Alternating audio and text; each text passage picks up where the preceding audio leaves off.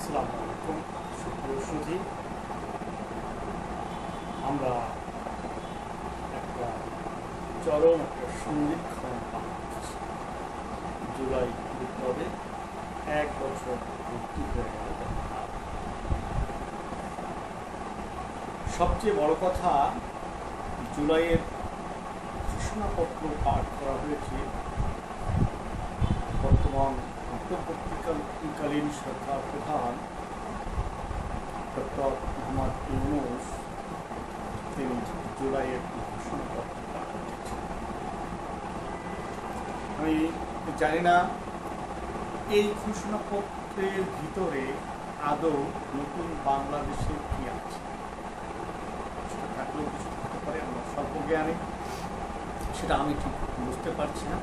বা এটা আদৌ এই ঘোষণাপত্রের মাধ্যমে এনসিপি বা বিএনপি বা অন্য কোনো রাজনৈতিক দলের আদৌ কোনো ফায়দা হচ্ছে কিনা বা হবে কিনা, সেটা আমার অদূরদর্শিতার কারণে আমি সেটা আমি ঠিক বুঝতে পারছি।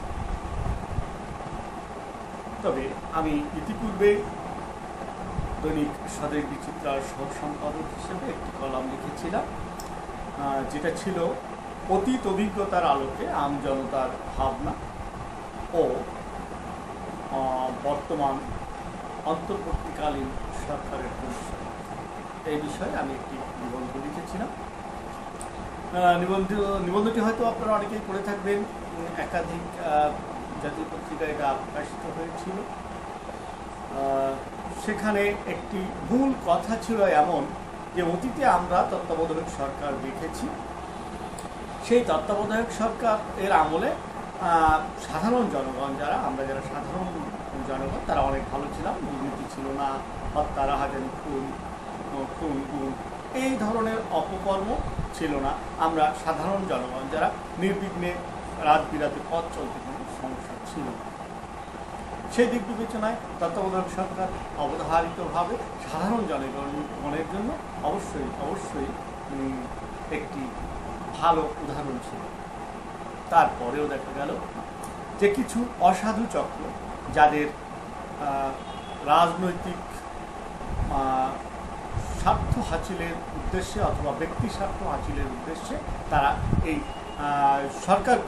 তত্ত্বাবধায়ক সরকারকেও অস্থিতিশীল করে তুলেছিল এবং নির্বাচন করে মুখে ফেনা তুলে ফেলেছিল। একটি সময় সরকার বাধ্য হয়ে একটি যেন তেনভাবে একটি জাতীয় নির্বাচনও অর্গানাইজ করেছিলেন।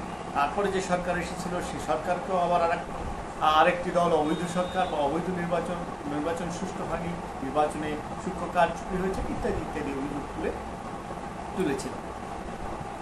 তো সবকিছু বিবেচনায় যেটা দেখা গেছে যে তত্ত্বাবধায়ক সরকারের যে কার্যক্রম সঠিকভাবে করতেও দেওয়া হয়নি, আবার যেন তেনভাবে যখন নির্বাচন দেওয়া হয়েছে তখন আবার সেটাকে না মেনে নেওয়ার একটা টেন্ডেন্সি কাজ করেছে মানুষের ভিতরে।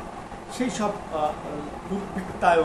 দুর্বৃত্তায়নে আক্রান্ত যে সকল লোক, তাদের ভিতরে এটা কাজ করেছে না নির্বাচন। ঠিক আমার সম্ভাবনা ছিল এমন যে এই সরকারের আমলেও এই যে অন্তর্বর্তীকালীন সরকার, তার আমলেও ঠিক একটি গোষ্ঠী যাদের স্বার্থ হাসিল হচ্ছে না, তাদের অসাধু বা অসৎ উদ্দেশ্য হাসিল হচ্ছে না, তারা এভাবেই এই সরকারকেও পা ধরে টেনে নামানোর প্রক্রিয়ায় ব্যস্ত। আদৌ হয়তো বা তাই হতে যাচ্ছে, আমার যেটা মনে হয় তাই হতে যাচ্ছে বা হতে পারে। আর তাই যদি হয় তাহলে আমরা সত্যি বড় সংকটের মধ্যে পড়ে যাব, দেশ বড় সংকটাপন্ন অবস্থায় পড়ে যাবে। সেদিক বিবেচনায় আমাদের প্রতিটি পদক্ষেপ, আমরা সাধারণ নাগরিক হিসেবে দেশের সচেতন নাগরিক হিসেবে প্রতিটি পদক্ষেপ সতর্কতার সাথে নিতে হবে বলে আমি মনে করি। তবে একটি জায়গায় আমি আরেকটি কথা না বলেই পারছি না। ইদানিং বিভিন্ন টক শোতে দেখা যাচ্ছে আমাদের প্রাণপ্রিয় সেনাবাহিনীকে, যেটা আদৌ কোনোভাবেই কাম্য নয়।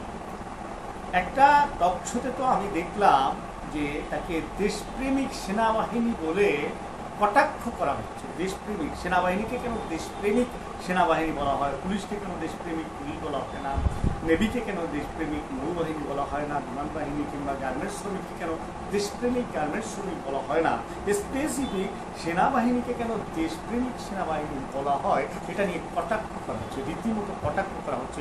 সত্যি দুর্ভাগ্যজনক। দেশপ্রেমিক সেনাবাহিনী কথা বলায় কোনো দোষ নেই, সেনাবাহিনী দেশপ্রেমিকই বটে, কারণ তার লিখিত দিয়ে বাংলাদেশ সেনাবাহিনীতে জীবন উৎসর্গ করার জন্য বন্ড দিয়ে সেনাবাহিনীতে যোগদান করে। এই বিষয়টি বোধহয় ওই সকল বুদ্ধিজীবীদের মাথায় নেই।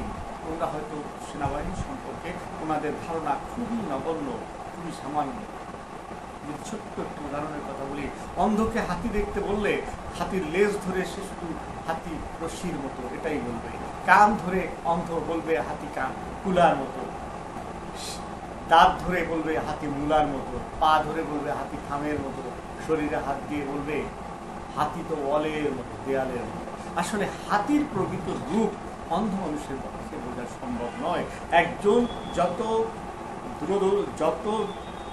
অভিজ্ঞ জ্ঞানী লোকই হোক, উনি সেনাবাহিনীর ভিতরে অভ্যন্তরে প্রবেশ না করা পর্যন্ত উনি সত্যিকারের সেনাবাহিনী কি সেটা বুঝতে সক্ষম হবে না। আর তাই না হয়েই যদি সেনাবাহিনী সম্পর্কে মন্তব্য করা হয়, তাহলে সেটাকে আমি ধরে নেব অন্ধের হস্তি দর্শনের মতো মন্তব্য করা।